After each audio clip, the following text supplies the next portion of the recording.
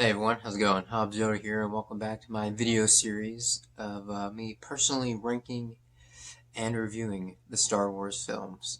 Throughout this video series, I'm giving my personal opinion of ranking the Star Wars films and reviewing them from worst to best. Again, in my own personal opinion. Um, and so far now, we are on film number 8. And from this point on, I am really excited because from this point on, we get to talk about the Star Wars films that I actually thoroughly love. And with this movie, next up on the list at number 8 is none other than Solo, Star Wars Story.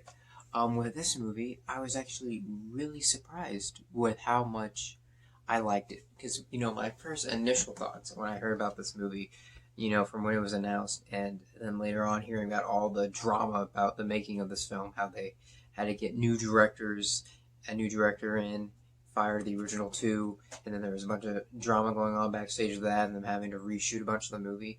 I got super nervous with this film coming out, and my first thought when they even announced it was like, why do we need to replace the iconic Harrison Ford and even do a younger Han Solo movie? Like, why do we even need to do a Han Solo movie at all? Like, at the end of the day, I just felt like it was pointless. I just thought it was interesting when they announced that this was going to be the second Star Wars spin-off movie that they were doing.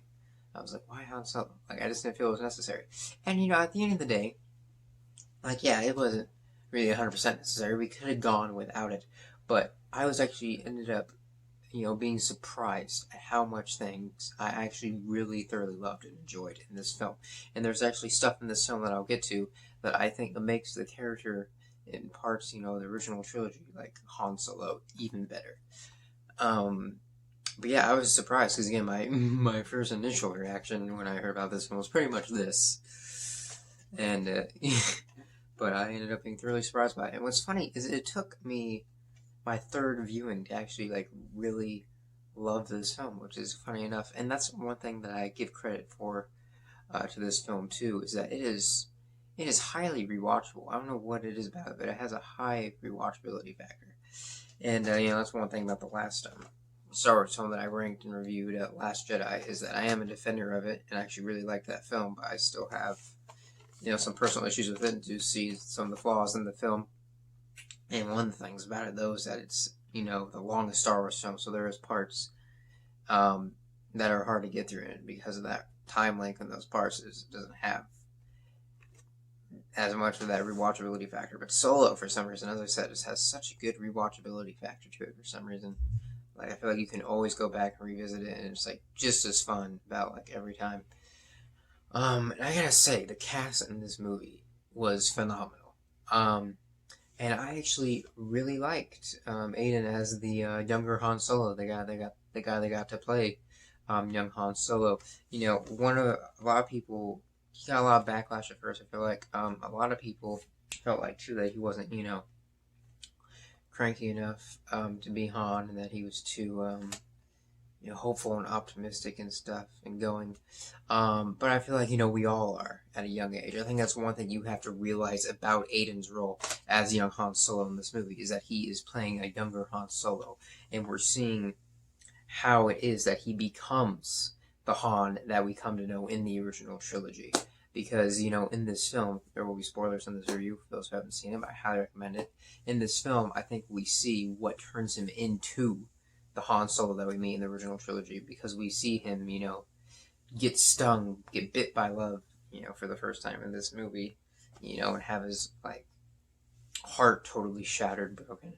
We see him get pretty much ditched for the first time by this girl that he falls in love with. So I think ultimately, that's one of the first things we see that turns him into Han Solo, the Han Solo we meet in the original trilogy. And I feel like all of his mannerisms in this film were really good too. I feel like he had just about all the mannerisms of Harrison Ford's Han Solo, and it was really cool to see. And freaking Donald Glover as Lando, he had all the mannerisms of Lando down, hands down. It was really great to see, and I thought their chemistry was great together as well. Him and Donald Glover. And it even makes the Lando scene in Empire Strikes Back, when we first see them meet, even better when you go back and watch it, because like, you know, Lando's just like, you dare come back here for the stunt you pulled last time, like, you scoundrel, basically. And it's funny because at the end of this movie we see, you know, Han Solo do the same trick on him in the game, the card game of Sabacc, you know, to win the Millennium Falcon off him.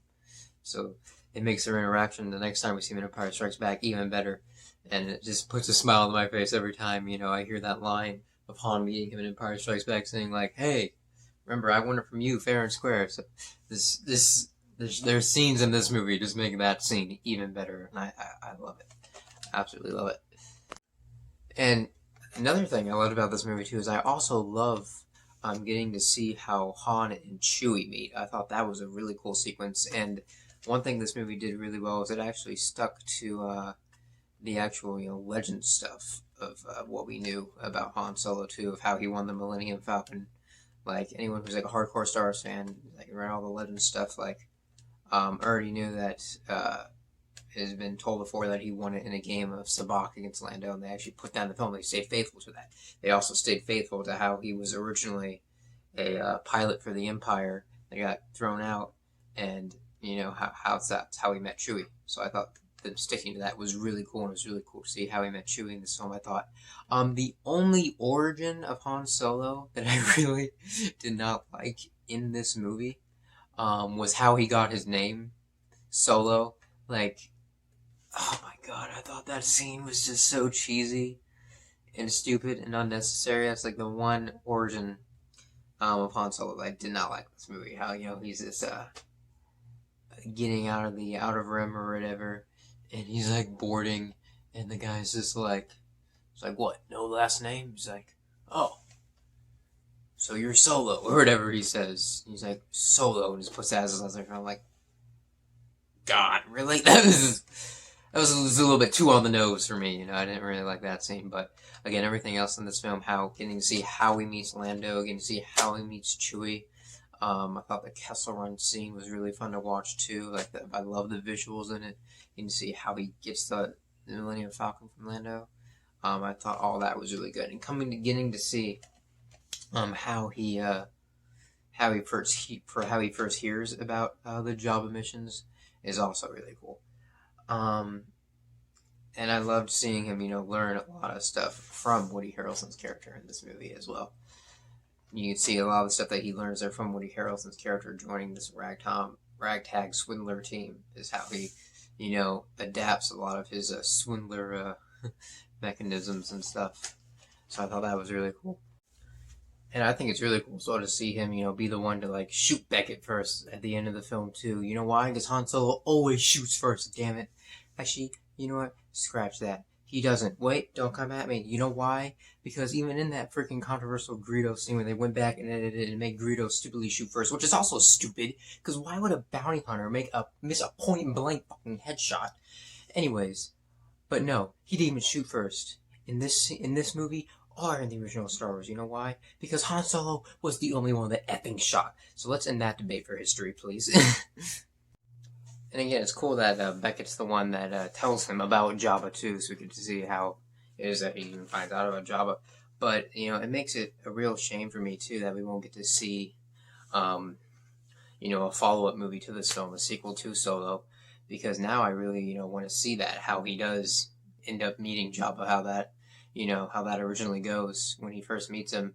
And, you know, it also makes me, you know, wonder and have the question that I want to answer now of, you know, why it is that the Han Solo we know in the original trilogy has this huge contract on his head from Jabba the Hutt. Like, what went down to get that huge of a contract on Han's head in the original trilogy, to have, you know, bounty hunters following him throughout the entire, like, original trilogy. Like, I want to know what that mission was that happened when he first meets Jabba that gets, you know, Jabba that angry at him.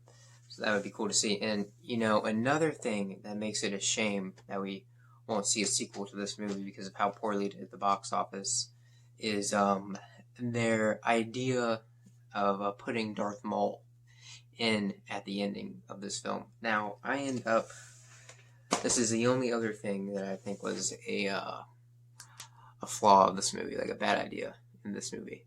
As I said, the other first thing that I thought was a bad idea was how he got his name Solo. Thought that was a bit dumb, as I said, but I think the idea of putting Maul there at the end, yeah, it's good shock value, but I think at the end of the day it was a bad idea because I think it was literally just put there for shock value. At the end of the day, I think it was absolutely pointless. It's of course absolutely pointless too when we see him in that scene, how he just gets up out of his chair and ignites his lightsaber for like no reason. You're like, wait, why is he doing this? And apparently we can see the lightsaber colors in holograms now. It's like, but you couldn't in the original trilogy. It's like what? It's just there to be there for shock value and to look cool.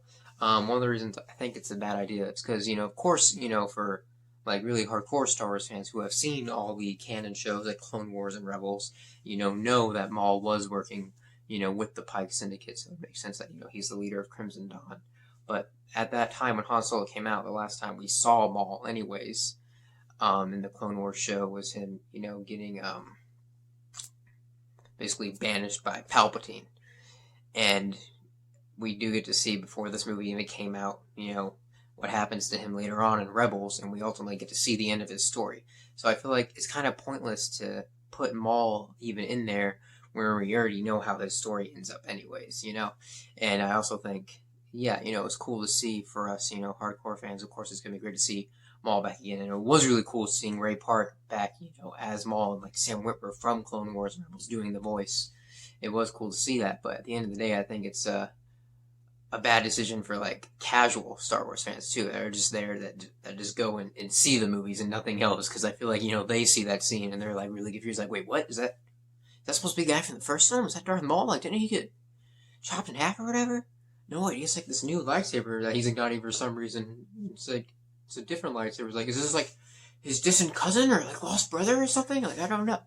So like at the end of the day, I mean, even for us that do know about him being alive, we already know the end of his story anyways, and for casuals, it just becomes confusing. So at the end of the day, I don't think it was that good of a decision putting in.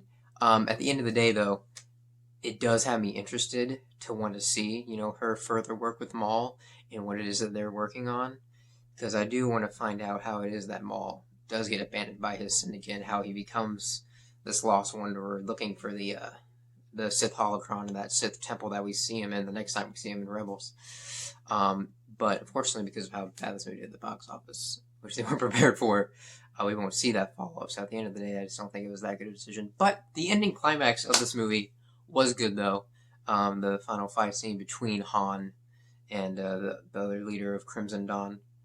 I thought that was good. I mean, it doesn't compare to most of the other Star Wars movies' climax, sadly, but I did still think it was a fun climax. And at the end of the day, as again, this movie does have a lot of rewatchability. For the most part, captures all of Han Solo's mannerisms excellently, I thought. And it was really cool getting to see his origins of how he, met the iconic characters that we know, like Lando and Chewie. And it was really cool seeing how he got the Falcon, and did bring that Han Solo adventure feel. So at the end of the day, this movie for me gets 4 out of 5 Kyber crystals. But yeah, let me know in the comments below what y'all thought of Solo.